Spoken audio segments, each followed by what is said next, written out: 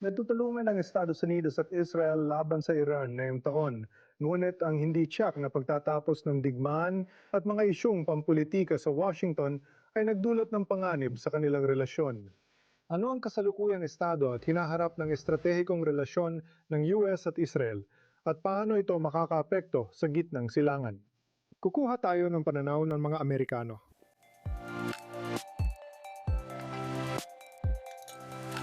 Maligayang pagdating sa American View. Kasama natin ngayon si John Hanna, Senior Fellow sa GINSA at dating Senior National Security Advisor ni VP Dick Cheney. Salamat sa oras na ibinigay mo para makasama kami dito.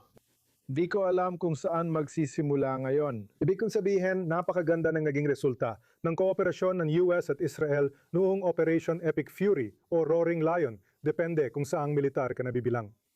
Noon, hindi ko masabing magulo na, pero hindi na kasing engrande tulad dati.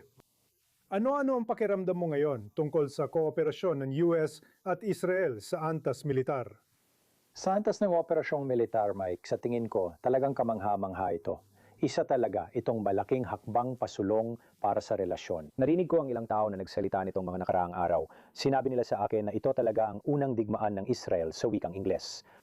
Ang antas ng pinagsanib na koordinasyon, ang tuloy-tuloy na pag-uusap tungkol sa mga operasyon sa digmaan, at syempre, ang kahusayan ng militar ng Amerika. Pero sa tingin ko, mula pinatunayan ng IDF na hindi lang isa sa pinakamagagaling na militar sa mundo, kundi malinaw na isa sa pinakamahalagang katuwang ng Amerika sa operasyong militar. Kung hindi man ang pinakamahalaga sa lahat ng kaalyado natin saan mang panig ng mundo. Kung meron tayong kaalyado na kasing husay ng IDF na nag-operate sa Eurasia o sa Indo-Pasipiko, napakalaking halaga nun para sa Estados Unidos. Talagang kahanga-hanga ang ipinakitang performance ng dalawang militar na ito sa operasyon na siyempre ay hiwalay sa aktual na resolusyon ng digmaan. Mas malawak ang digmaan kaysa sa aktual na labanan sa larangan. Isa itong labanan na nagtatagisang determinasyon at pambansang katatagan. At sino ang may kakayahang magtagal kaysa sa kabilang panig? Dito, mas komplikado ang sitwasyon. Malinaw iyon. Pag-usapan natin ang komplikadong sitwasyong ito dahil kahit may tagumpay sa militar, hindi pa ito naging estratehikong tagumpay sa ngayon. Ngayon, may mga usaping pampolitika, nalalapit ang midterm election sa Estados Unidos, mga mensaheng pang-ekonomiya at iba pa. Paano naapektuhan ng lahat ng iyan ang relasyon dito? Naririnig na naman natin ang mga isolationists sa Republican Party na nagsasabing, "Oy, kailangan nating magkaroon ng kaunting paglayo rito." Naririnig natin ang mas orthodox na mga boses sa loob ng partido na nagsasabing, kailangan nating panatilihin ang alyansang ito. Mas makakabuti ito para sa atin sa pangmatagalan. Paano naapektuhan ng mga konsiderasyong pampolitika ang dinamika at estratehiya ng militar? Walang duda, hindi natin dapat pagandahin ang sitwasyon dahil komplikado ito. Yung paraan kung paano natapos ang digmaan na ito, yung mga tensyon na naranasan natin tungkol sa endgame ng digmaan, yung mga resulta na nakuha natin sa estratehikong aspeto sa labanan, at yung mga nakuha ng Iran. Magkahalong resulta ito, hindi malinaw ang kabuuan. Hindi ito yung lubos na tagumpay na parang ipinangako o ipinakita ng ating mga leader sa atin. Sa tingin ko, may pagkadismaya. Hindi maiwasan na magkakaroon ng sisihan o pagbibintang. Pero sa tingin ko, sa huli, may dalawang pamunuan ka ngayon sa parehong bansa. Na kahit na malinaw na kaya nilang mag-usap ng malaya at bukas sa isa't isa, sa tingin ko ang kabuuang direksyon, parehong sina Pangulong Trump at punong ministro Netanyahu ay mga taong lubos na nakatuon sa ugnayang ito, na nauunawaan ang halaga nito para sa parehong bansa. Kaya sa tingin ko kaya namang kontrolin ito pero nangangailangan ito ng kakayaan ng mga tao na ayusin ang relasyon, kabilang na ang estratehikong ugnayan at mag-isip ng mga plano para sa hinaharap na talagang magdadala sa atin sa susunod na antas. Interesante, may nagsasabing sa likod ng mga pangyayari, si punong ministro Benjamin Netanyahu ang nagtutulak ng mabilisang tagumpay pero hindi niya ito hayagang sinabi. Samantala, sinabi ng administrasyong Trump na magiging mabilis ang tagumpay, ngunit hindi nila ito natupad. Nawala lang ba ito sa gitna ng lahat ng mga inaasahan? Sa tingin ko, alam mo, pakinggan mo, ang Pangulo, sinumang nag-isip ng Pangulo ay todo-todo para sa isang mahabang kampanyang tatagal ng ilang buwan o kahit ilang taon para tapusin ang rehimen ng Iran. Sa tingin ko, malamang masyadong mataas ang inaasahan nila mula sa Pangulo. Ito ay isang tao na may Venezuela sa isip, may 12 araw na digmaan sa isip niya, Midnight Hammer. Napakabilis, isang operasyon lang na agad tapos at nakakamit ng, alam mo, malaking tagumpay sa militar. At sa tingin ko, sa kaso ng digmaang ito, dahil sa iba't ibang dahilan, may mga maling palagay, may mga hindi magandang plano na ginawa, hindi naging ganoon ang kinalabasan. At pagdating ng Abril at nakita ng presidente na hindi basta-basta bibigay ang mga Iranian gaya ng inaasahan niya, sa tingin ko, mabilis niyang hinanap kung saan siya pwedeng umatras o tumigil. Ibig kong sabihin, kung ikaw ang Israel na yon, ang IDF, ang gobyerno ng Israel, sinusubukan mo bang maging aktibo sa pagsasaayos ng relasyon na yon sa administrasyon ni Trump? Kailangan bang bumalik sa administrasyon at sabihin, pwede ba tayong mag-partner dito?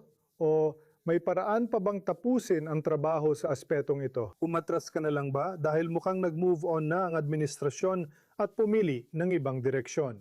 Oo, ang hula ko ay yung huli na pagdating sa kampanya laban sa Iran ngayon, sa tingin ko nagdesisyon na ang Israel. Si Trump ang may control dito. Mangyayari ito. Ano man ang mangyayari yon ayon sa schedule niya at sa plano niya. Gusto niyang buksan ang Hormuz, bawasan ang economic pressure, at malinaw na nakatutok siya sa midterm elections natin sa Nobyembre.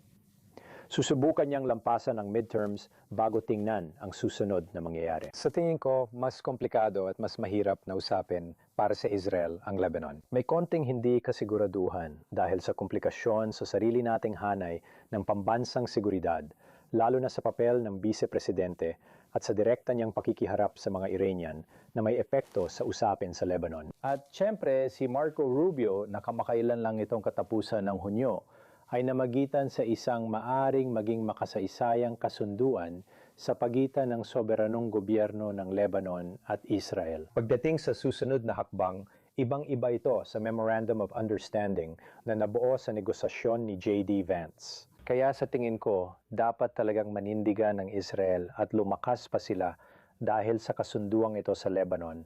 Kaya mas maganda ang posisyon nila ngayon at sana magtuloy-tuloy ito. Pag-usapan natin ang Memorandum of Understanding. Alam kong hindi lahat ng inilalabas ng GINSA ay nangangahulugang sang-ayon dito ang lahat. May graphic na inilabas ang organisasyon ilang linggo na nakalipas. Napakaingat pero matatag na pinupuna ang mga termino at saklaw ng MOU na pinirmahan. Ibig kong sabihin, ito ba ay isang hindi patas na kasunduan? Sa pananaw ko, masama itong kasunduan, pero hindi nakakagulat based sa naging takbo ng digmaan at sa kung ano talaga ang nagawa ng Iran. Nagbigay ito ng dalawang problemang militar na sa tingin ko ay walang pinakamainam na direktang solusyong militar ang presidente para rito. Una, nakita natin kung gaano kadaling naisara ng Iran ang Hormuz at ang kakayahan nitong magbanta sa mismong pag-iral ng ating mga kasosyo sa Gulpo.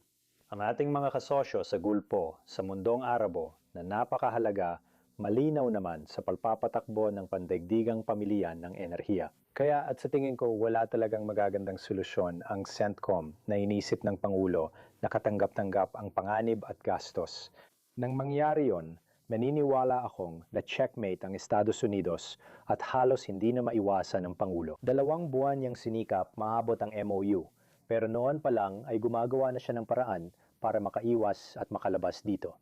At iyon ang naglatag ng MOU na sa huli ay lumabas na malinaw na masasabi ko base mismo sa dokumentong yon ay pabor sa mga kondisyon ng Iran, hindi sa mga kondisyon ng Amerika. Hindi ko nakikitang maitatanggi yon, pero hindi ibig sabihin na wala na tayong pag-asa o talo na tayo. Sanay mapataas pa natin ang leverage na naisuko na natin habang sumusulong tayo pero nasa dehadong posisyon tayo. Nabanggit mo rin ang issue sa Lebanon. Mukhang ito ay isang bagay na halos lahat, hindi naman lahat, pero yung mga mahalagang tao ngayon ay nagkakasundo tungkol dito, ang US at Israel, at sumasang-ayon din ang Lebanon hanggat kaya nila habang pinapangalagaan pa rin ang sarili nilang baseng pampulitika. Kung magtagumpay nga sa bahaging iyon, Posible bang mabago nito ang takbo ng sitwasyon sa panig ng Iran? Oo, sa tingin ko, kasi malinaw na ipinakita na ngayon ng mga Iranian kung gaano kahalaga sa kanila ang sitwasyon sa Lebanon. Handa silang ipagpatuloy ang digmaan at bumalik sa digmaan tila para sa Lebanon may isang kamangha-manghang pangyayari. Ipinapakita nito kung gaano sila kumpiyansa sa kanilang posisyon. Kung sakaling magawa talaga nating itulak ang kasunduang ito pasulong upang suportahan ang soberanong pamahalaan ng Lebanon at lalo na ang sandatahang lakas nito. Upang talagang samantalahin ang pagkakataong ito at idiiyit ang kanilang otoridad at muling maibalik ang ilang antas ng kontrol sa pambansang teritoryo ng Lebanon at talagang maisantabi ang Hezbollah at sa pamamagitan ng Hezbollah ang panghihimasok ng Iran sa Lebanon. At makamit ang bagong kasunduan maging isang kasunduang pangkapayapaan sa pagitan ng Israel at Lebanon. Sa palagay ko, magiging makasaysayan ito at makakaapekto sa buong gitnang silangan sa paraang di pa natin lubos maisip. Talakayan natin ang mas malawak na gitnang silangan na laging nagbabago. Tumitibay ang ilang alyansa, habang ang iba ay humihina. May mga suportang inaasahan. Hindi ito natupad sa magkabilang panig. Binago ng Abraham Accords ang gitnang silangan. Ito ba ang nakikita natin ngayon? Isa na namang pagbabago, pero sa hindi magandang paraan? Sa tingin ko maari nga. Sa tingin ko malinaw na magkakaroon ng mga bagong trend dito. Sa gulpo at sa buong Arabong mundo, nagtatanong ang mga tao kung mapagkakatiwalaan pa ang Estados Unidos at sulit ba ang inilaan nilang puhunan sa Estados Unidos bilang pangunahing katuwang nila sa seguridad. Malinaw naman ang pagkakaroon ng mga base ng Estados Unidos sa buong rehiyon. Nakasama ba o nakatulong ba ito sa mga bansang Arabo? Sa palagay ko, sasabihin nilang imbes na mapigil ang mga Iranian at maprotektahan kami, lalo pa kaming naging target nila dahil sa mga ito. Kaya tingin ko marami talagang nag-iisip muli ngayon. At muli, walang duda, hindi mo ito pwedeng pagandahin o pagtakpan. Bumagalaw tayo mula sa isang mahirap na posisyon ngayon para muling maibalik ang tunay na kumpiyansa at estratehikong pananaw para sa ating mga kasosyo sa Gulpo. Kasama na dyan ang Israel. Paano natin muling pasisiglahin ang palsisikap para sa integrasyon ng rehiyon, Abraham Accords at kapayapaan sa pagitan ng Israel at Saudi Arabia? Mahaba at mahirap ang laban mula rito matapos ang naging takbo at pagtatapos ng bigmaan para sa mga Arabo sa Gulpo. Sa tingin ko, ito ang lohikal na hakbang para sa Estados Unidos. Naniniwala akong pinahalagahan ng Pangulo ang kanyang ambag sa Abraham Accords at ayaw niya itong mawala. Gusto pa niyang palawakin yon at para sa kanya, ang Saudi Arabia ang susi sa layuning iyon. Kaya umaasa ako na magpupursige pa ang Pangulo at makakahanap ng paraan na kumbinsihin ang parehong mga bansang Arabo at Israel na ito ay talagang para sa kapakanan nating lahat. Maraming diskusyon ngayon sa ginagastos ng US para sa Israel, pero kaunti ang usapan tungkol sa benepisyong may bibigay ng Israel. Anong argumento ang maaring ilahad dito, lalo na sa dami ng diskusyon sa pondo sa Kongreso? May isa pa tayong Memorandum of Understanding sa Depensa na tinatalakay ngayon sa Kongreso.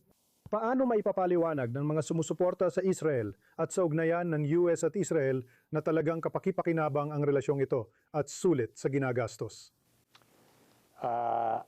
Para sa akin, madali lang ipaliwanag yon. Bakit kaya ang hirap ipaliwanag? Bakit kaya ang hirap ipaliwanag?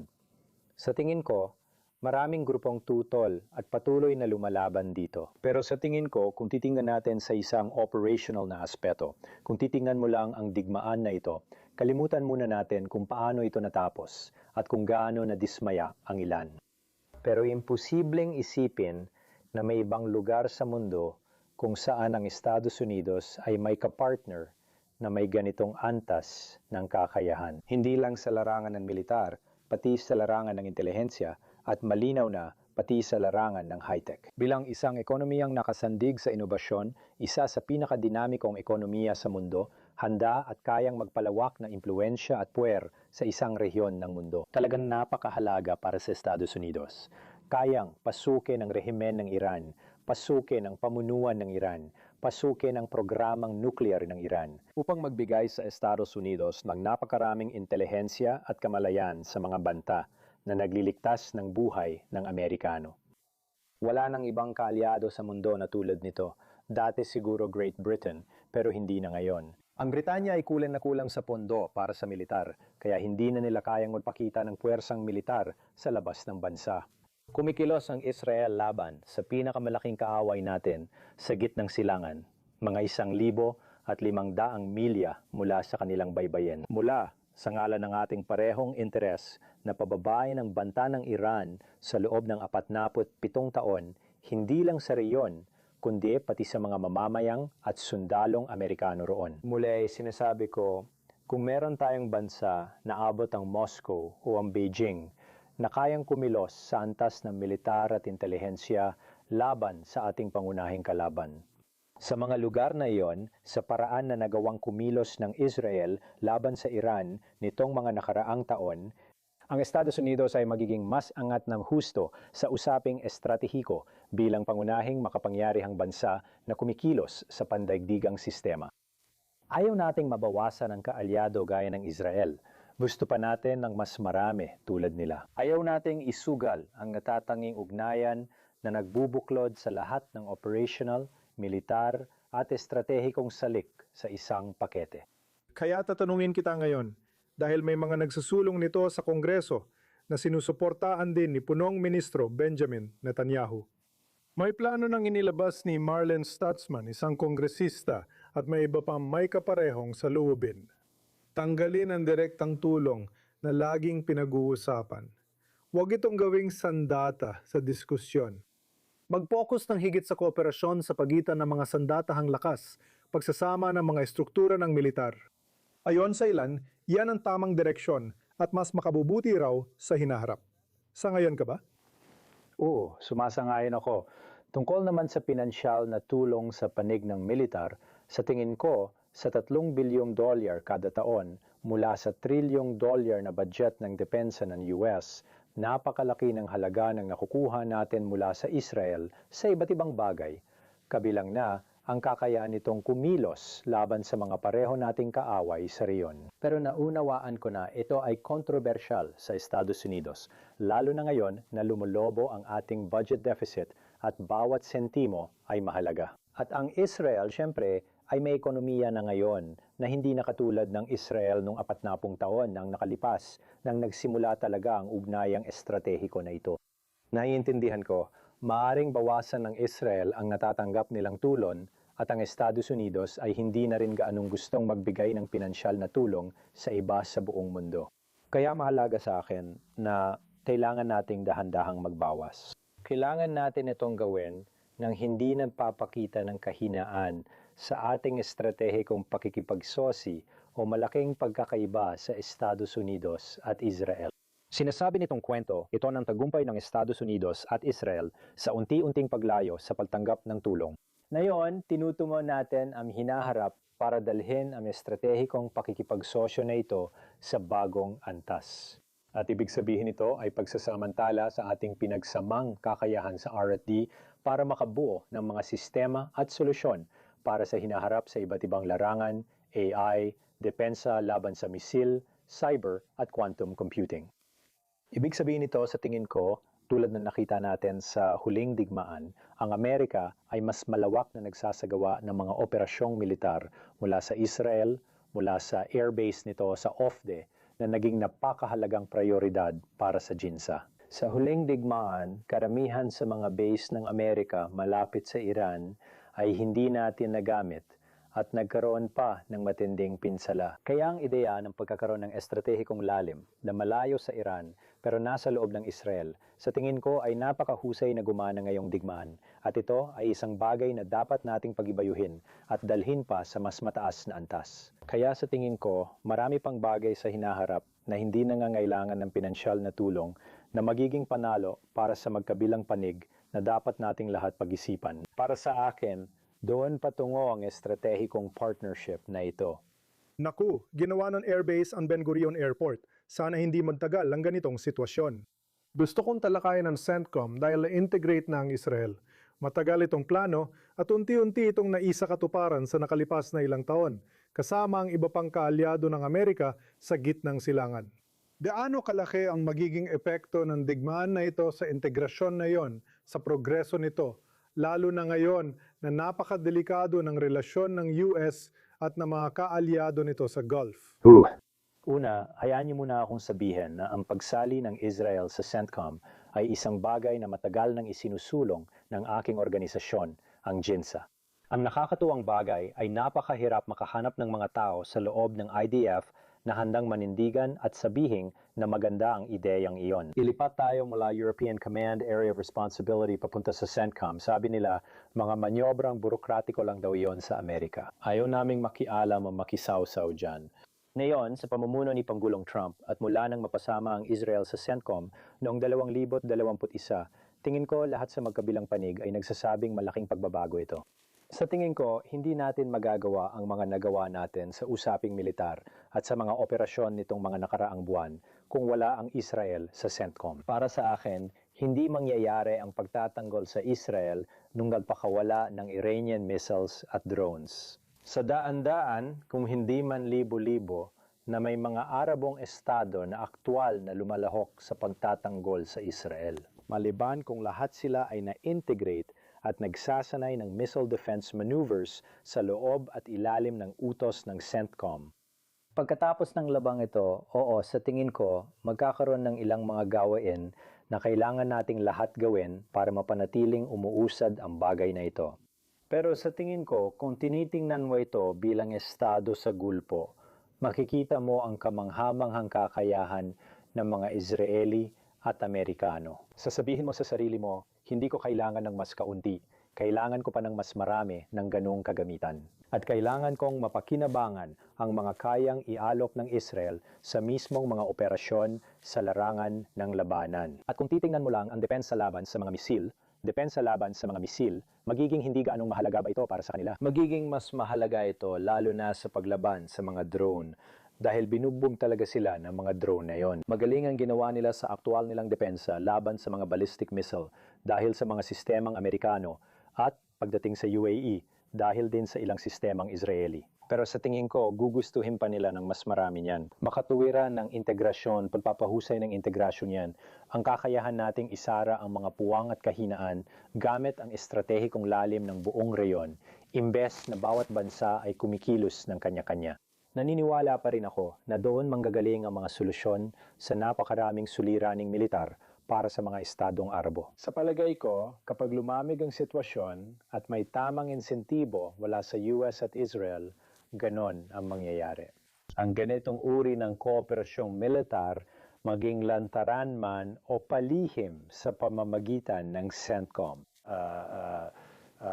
mekanismo ng koordinasyon, may malaki pa ring oportunidad para sa paglago sa hinaharap.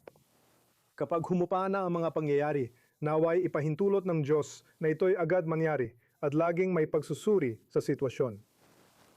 Matagal nang natatani ang relasyon ng US at Israel at malinaw ding may iba pang mahalagang kaalyado ang US. May pagkakataon ba na ang relasyon ng US at Israel dahil hindi na ito ang Partidong Republikano ni Dick Cheney na kilala mo noon, ay magiging isa na lang sa mga matibay na relasyon ng US sa ibang bansa. Walang masama, walang alitan, pero magiging katulad na lang ng relasyon sa Qatar, Saudi Arabia o Turkey. Ganito na ba talaga ang patutunguhan natin? Sa tingin ko, may panganib talaga na mangyari yon dahil na rin sa takbo ng politika dito sa Estados Unidos.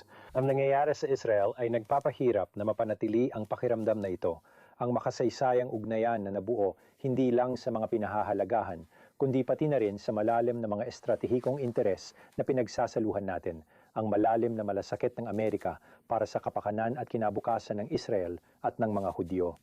Nagbabago ba yon sa paglipas ng panahon? Sa tingin ko, may pangganib na mangyari yon, lalo na kung parehong hindi gagampanan ng dalawang gobyerno ang tungkulin nila sa pamumuno sa kanilang mga mamamayan. Para maintindihan kung gaano ka-espesyal, ka-unique at kahalaga ang ugnayang ito, at kung gaano pa kalaki ang pwedeng mapakinabangan ng magkabilang panig sa hinaharap mula rito. Isa pa rin tayo sa mga pinaka-dynamic na ekonomiya sa buong mundo. Kapag tiningnan mo ang high-tech na maghahari sa ika-21 siglo, ito ay Israel at Estados Unidos.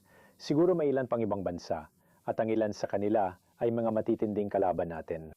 Kaya sa tingin ko, marami pa ring oportunidad para lumago ang ugnayang ito, para mapanatili ang natatanging katanghian ng ating mga lipunan na talagang nantutulungan.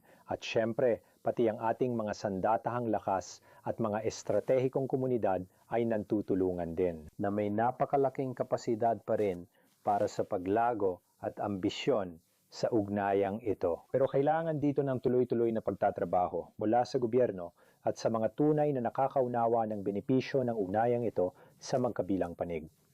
Kaya nananatili akong optimistiko. Bahagi siguro ng pagiging nasa gobyerno ang pagiging optimistiko. Dahil kung hindi, para saan ka pa nariyan kung hindi para magdala ng magagandang bagay sa bansa? Naniniwala akong mahalaga ang pakikipag-partner natin sa Israel para sa Estados Unidos.